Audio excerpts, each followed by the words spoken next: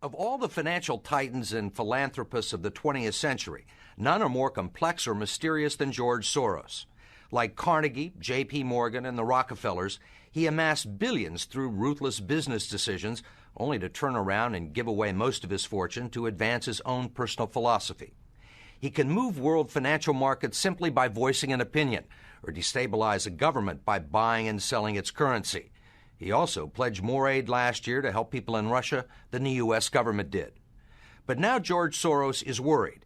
He thinks the global economy is coming apart at the seams and that the world needs to be protected from people like George Soros. We may now think that everything is fine, but the fact is that the system is broke and it needs fixing. What you're doing is asking some form of regulation to protect the world against you. Well, I'm a player, and I think all players should be regulated. There have to be rules of the game. Buy 48,000. Buy him 69,000 YUM. Right now, his Quantum Group hedge fund moves $14 billion of rich investors' money around the world every day, looking for profits and answering to no one. Soros makes huge bets on whole countries and economies. Last year, when he saw cracks in the Asia boom, he began selling the currency in Thailand. Traders in Hong Kong followed suit, triggering a financial crisis that plunged much of Asia into a depression. In the last 2 years, you've been blamed for financial collapse of Thailand, Malaysia, Indonesia, Japan, and Russia. All of the above. All of the above. Yeah. Are you that powerful? No, I think there's a great misunderstanding. The Prime Minister of Malaysia said that the region spent 40 years trying to build up its economy, and along comes a moron like Soros with a lot of money, and it's all over. He called you a criminal. It's easier for him to blame an outside force than to admit that they were mismanaging their economy and their currency. The French finance minister talked about hanging speculators from lampposts.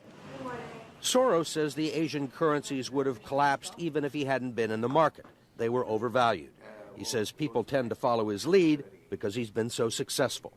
I think that I've been blamed for everything. I am basically there to make money. I cannot and do not look at the social consequences of what I do. To understand the complexities and contradictions in his personality, you have to go back to the very beginning, to Budapest, where George Soros was born 68 years ago to parents who were wealthy, well-educated, and Jewish. When the Nazis occupied Budapest in 1944, George Soros' father was a successful lawyer. He lived on an island in the Danube and liked to commute to work in a rowboat. But knowing there were problems ahead for the Jews, he decided to split his family up. He bought them forged papers, and he bribed a government official to take 14-year-old George Soros in and swear that he was his Christian godson. But survival carried a heavy price tag. While hundreds of thousands of Hungarian Jews were being shipped off to the death camps, George Soros accompanied his phony godfather on his appointed rounds, confiscating property from the Jews. These are pictures from 1944 of what happened to George Soros' friends and neighbors.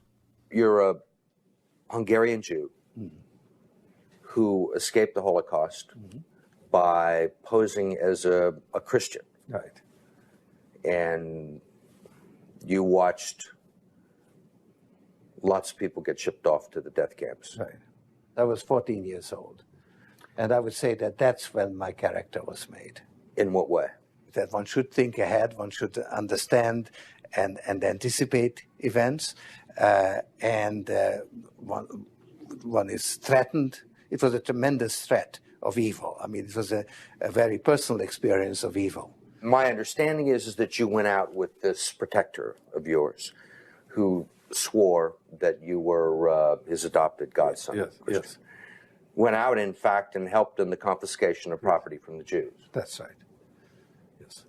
I mean, that sounds like an experience that would send lots of people to the psychiatric couch for many, many years. Was it difficult? Not at all. Not at all. Maybe as a child you don't see the connection, but it created no no problem at all. No feeling of guilt. No. For example, that I'm Jewish, and here I am watching these people go, I could just as easily be there. I should be there. None of that. Well, of course, I could be on the other side, or I could be the one from whom the thing is being taken away. But there was no sense that I shouldn't be there, because that was, well, actually, funny way, it's just like in markets, that if I weren't there, of course I wasn't doing it, but somebody else would be taking it away anyhow. In other words, whether I was there or not, I was only a spectator, the property was being taken away. So I had no role in taking away that property. So I had no sense of guilt. Are you religious? No. Do you believe in God? No. It was actually probably the happiest year of my life, that year of German occupation. For me, it was a very positive experience. It's a strange thing, because you see incredible suffering around you, and in fact, you're in considerable danger yourself.